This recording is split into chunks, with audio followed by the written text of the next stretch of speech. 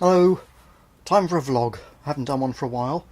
This one though is about emptiness, which is a part of what certain Eastern people call Enlightenment. And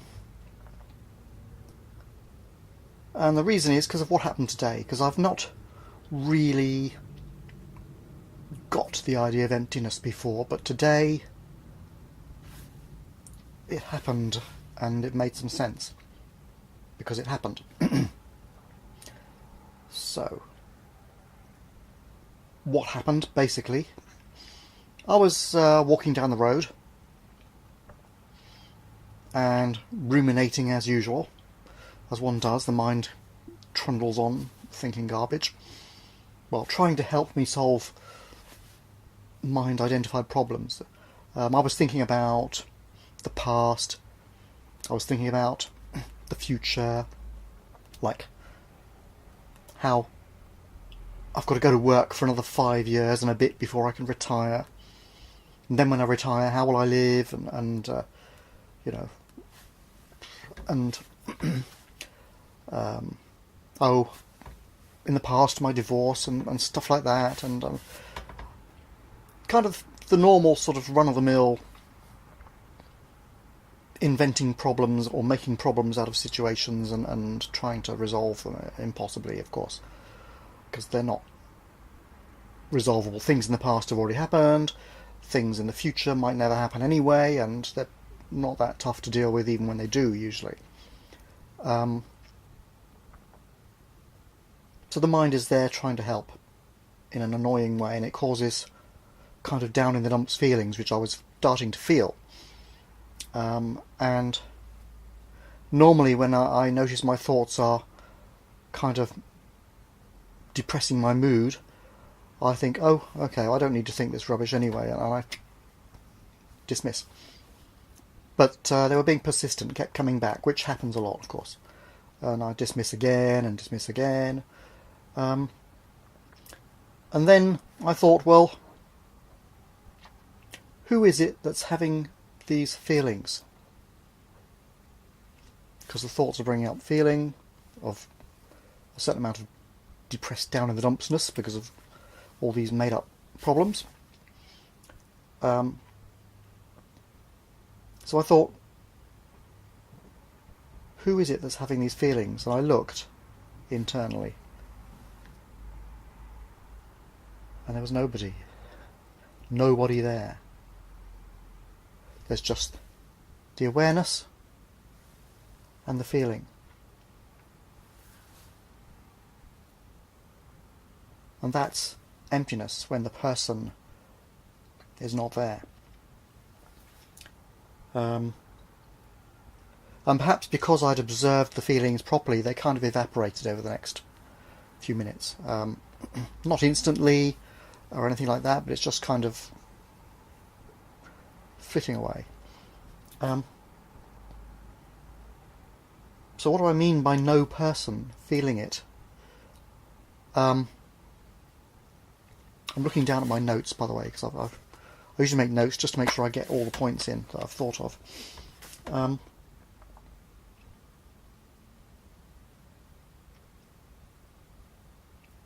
The person is our kind of made-up thoughts about who we think we are.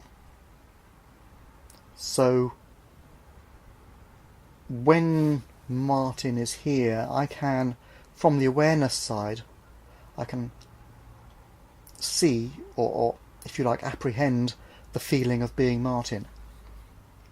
There's a certain feeling tone to being me as the person, the made-up idea of who I am.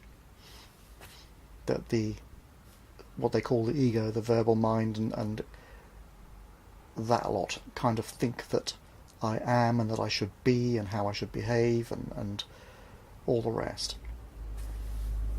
That's like the person, or a kind of a Jungian persona for the whole world. It's a mask that we wear, or we think we need to wear, in order to get by in the world. And most of our thoughts, most of the thoughts of the verbal mind are related to trying to maintain that, trying to boost it, trying to make it work for us, trying to make it better for us, trying to make the world better for us. But when there was no person, just the emptiness, the awareness and the feeling, or the awareness and the sensory impressions, I'm still the same person, but I don't have the added burden of trying to be Martin. I'm not trying to maintain the false ideas about who Martin is and how Martin should behave, what impression Martin should create. So I'm still the same person, but without a layer of false ideas.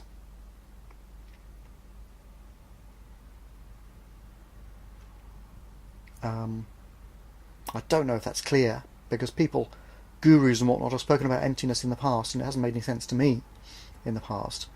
In fact, it seemed contradictory. How can there be no person? But you have to first accept the idea that the person is a constellation of thoughts and ideas.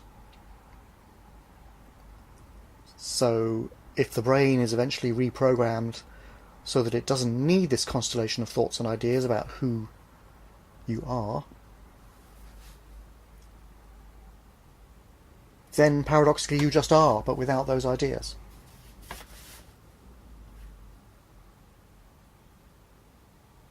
It's like in a company takeover, you can maybe get rid of a whole layer of management and nobody misses it, right? It's unnecessary.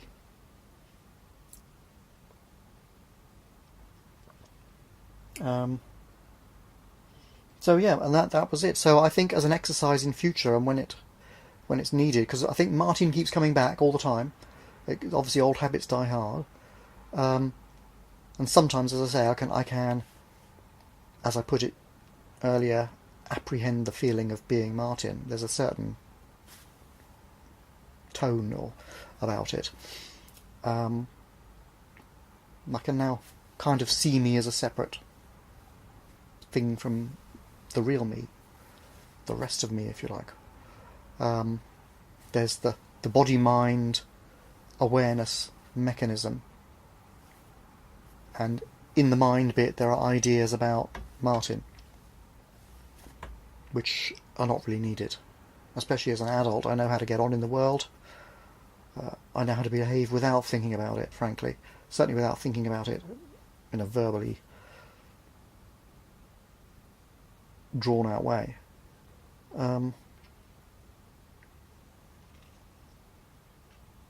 So I'm going to ask myself in future, because it was quite useful as an exercise, I will ask, who's feeling this?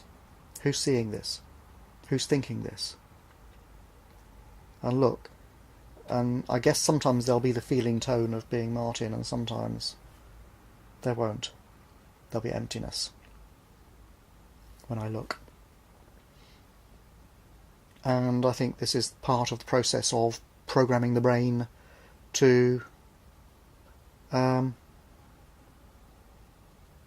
get into this enlightened state permanently. Just check the microphone. Yep, it's recording. Good. Okay. One other thing, which I think I should mention. It's a bit woohoo, or maybe a bit Twilight Zone. But it may be related, or it may not be. It may be pure coincidence or synchronicity, meaningful coincidence, that is. But, because this emptiness thing happened this morning, I thought, okay, I'll make the video while it's fresh, okay. But about a week ago, I was watching a video on, as a YouTuber, I watch lots of random videos, okay, and all sorts of stuff. To see what's going on, out of interest, and to enhance personal growth, and just, to watch cat videos or whatever, it doesn't matter, I just watch all sorts of stuff, right? And I was watching a video, the woman was talking about, among other things, guardian angels. And she reminded me of something which I'd read many times in the past as well, that you can ask your guardian angels for help. Now, whatever they are, I mean, whether they're really transcendent beings from the spiritual zone, or aliens across the universe communicating telepathically and psychokinetically, or just higher functions of our own brain-body mechanism, it's irrelevant, actually. But she reminded me that you can ask she says you have a whole team of guardian angels. If I can remember who she is, I'll put a link down. I think I might... Oh, it'll be in my history, I suppose, won't it? I was going to write it down, make a note. Here we go. Just make a note, link. So you can see it. You probably will think she's completely woo-woo. Anyway, she says we have a whole team of guardian angels, and they're there to help you. All you have to do is ask. And so, okay, about a week ago, I thought, well, all right, I'll ask. Guardian angels, please help me. It was kind of a non-specific question, okay. And then yesterday, I was watching a near-death experience video of somebody. Actually, one I'd seen before, but YouTube showed it to me, presented it to me again as an option. So I thought, couldn't quite remember what she'd said, so I watched it again. And she too said, "Ask your guardian angel for help." And I thought, well, okay. And this time I asked specifically, guardian angel, please help me with this enlightenment. With enlightenment, or with this enlightenment thing. And this was like a specific question. And then it was the next day I had this emptiness experience, right? Now, could be nothing, obviously. Someone of a skeptical scientific bent is going to say it's meaningless, right? And okay, from that perspective it certainly is. But as a synchronicity, it's pretty good. A synchronicity is a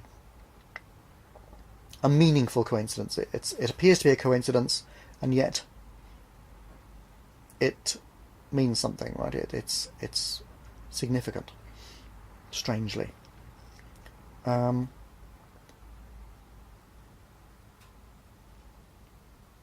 So that's an exercise I might try as well.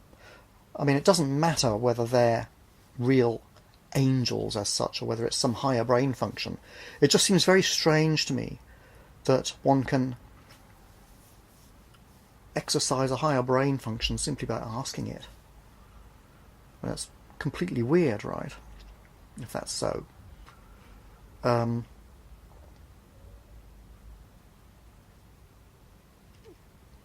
Whatever it is, it's actually worked in the past for me as well, actually. I can remember a few years ago, I was out of work.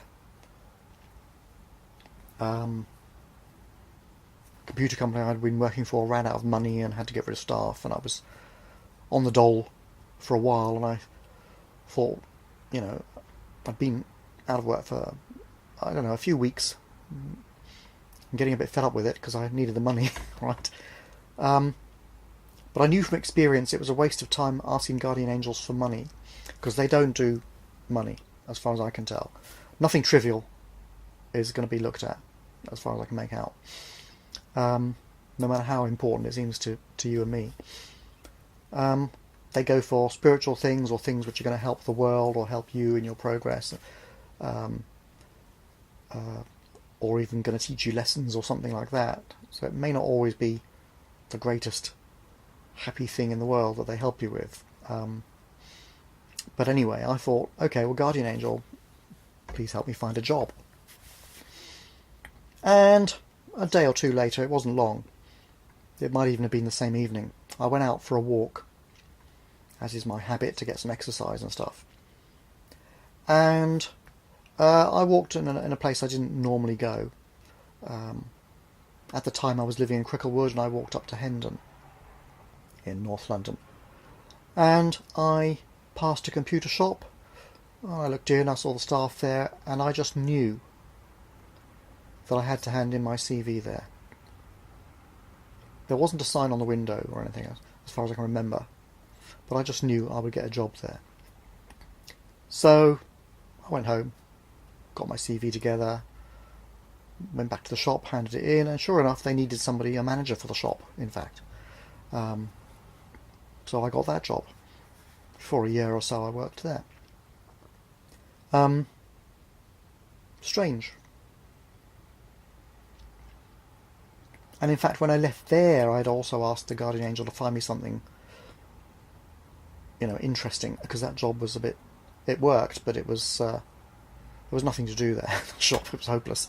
I even programmed the computer to do all the spreadsheets for me and send them off every day, automatically, whether I was there or not.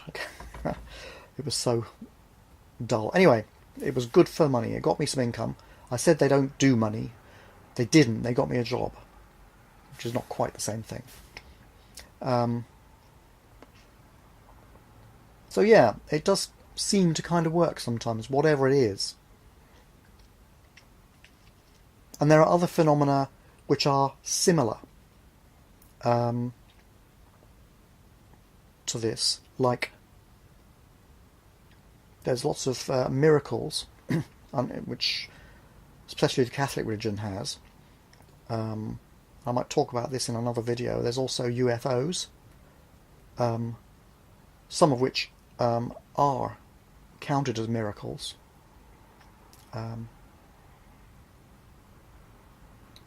Like Fatima, if you've heard of that. I might talk about it in another video, I don't know, but it's a similar phenomenon where weird things happen, basically. And you can't tell whether they're psychological or physical, because they produce an effect in the real world.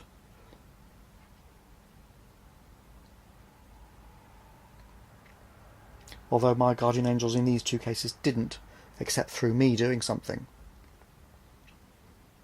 But then you have these, as I say, miracles, like Fatima, like Our Lady of Guadalupe, where physical things have happened.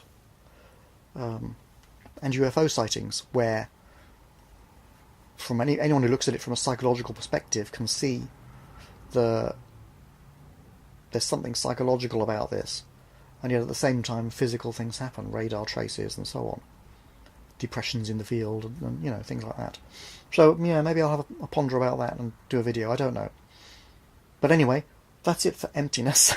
It's kind of strayed into other fields, but there you go. The world is complicated. Bye for now.